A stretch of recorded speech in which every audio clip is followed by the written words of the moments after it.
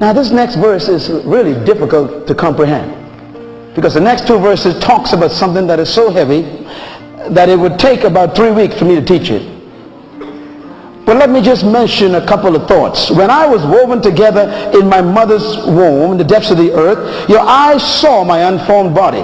God says when the sperm and the egg collided and germination took place, my eyes was on that. And my eyes never left it. That means there's one thing God is always watching, and that's a pregnant woman. So when you go to get your private abortion, all of heaven is front row watching. God is personally observing the awesome potential that you are meddling with. You don't know who you're carrying. That's why you shouldn't touch this stuff. Suppose Mary had an abortion.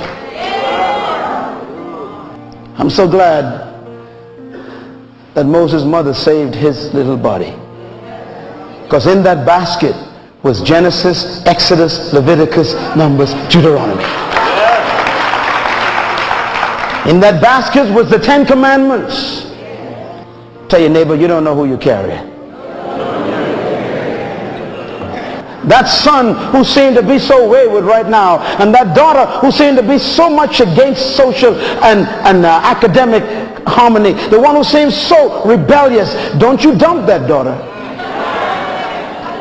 Man, who would imagine that a serial killer, a guy who killed so many people that we lost count, that in that serial killer was 1st and 2nd Corinthians, Colossians, Galatians, Ephesians, Philippians, and Titus, and Timothy, and Philemon.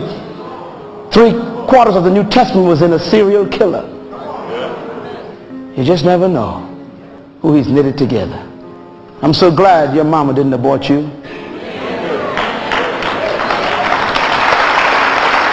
And I say to every doctor watching this program who's practicing abortion, the only reason why you are able to practice abortion is because your mama didn't do it to you. Verse 16. Your eyes saw my unformed body. All the days of my life were already ordained for me and were written in your book before any one of them began. This is where it gets deep. Not only did he form me in my mother's womb, but it says all of my days of all of my life were already ordained for me, finished and programmed, and were written in his book before any one of the days began. In other words, before I was born, there was a book on my life that was finished. You are not a mistake. You are a bestseller waiting to be written. All of my days were already recorded in your book, and they were there finished before I was released from my mother's womb. That means God has a book on your life, and God never writes anything less than a bestseller. God has never produced a failure yet, even though people fail. This also means in the next verse that in that book God has written everything you're supposed to do and be. And the next verse says, and the thoughts that you have of me, O Lord, are so awesome that if I were to try to comprehend them, it would be as awesome as attempting to count the sands on the seashore. I hope you get this thing. It's strange. It says the book on my life has some thoughts in it that you have about me. And the thoughts you have about me are so awesome that if I attempt to understand them, it would be as awesome as trying to count the sands on the seashore. In other words, the stuff God has written on you will blow people's mind. The stuff that you are supposed to do on this planet before you die are so amazing that if God was to tell you them even now, you tell God he's lying. And that's the problem. The problem is you've been traveling at 55 and God's trying to get you up to 160 and you're saying this can't go 160. You know why you don't go beyond 55? I'm going to tell you why. Because there's some laws that have been created by man.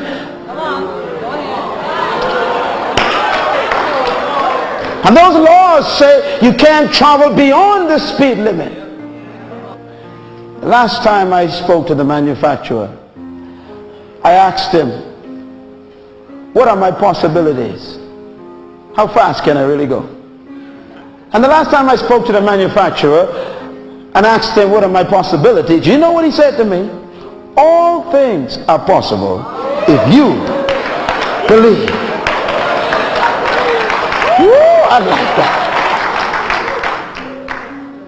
There's a book on your life, young man. That's why you shouldn't settle for the grade book out of school. You shouldn't settle for the report card that they gave you, because that's not the book on your life. Now the question is, what are these thoughts? Please check verse 17. How precious to me are your thoughts, O Lord. How vast, how big, how awesome they are the sum of them. Were I to attempt to count them and understand them, it would be as if I'm trying to do the impossible, like count the sand on the seashore. Do you get the spirit of what he's talking about? He's saying the book on your life has information in it, and the information is so awesome that it will blow everybody's mind. And if you were to try and understand what God thinks of you and what he wrote for you to do and what he planned for you to accomplish, you yourself would have difficulty believing it, because your social and mental conditioning restrains you from accepting God's vision. What are these thoughts that God have about you?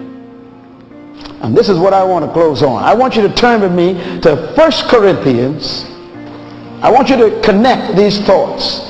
1 Corinthians chapter 2 is the manual we're reading on the product. Tell your neighbor, I feel my engine's rearing up. Tell your neighbor, I'm going to leave you in a minute. When I come back here next year, you shouldn't be where you are in life. Did I say come back? That means you shouldn't be working in that same position. Put your eyes on your boss's chair.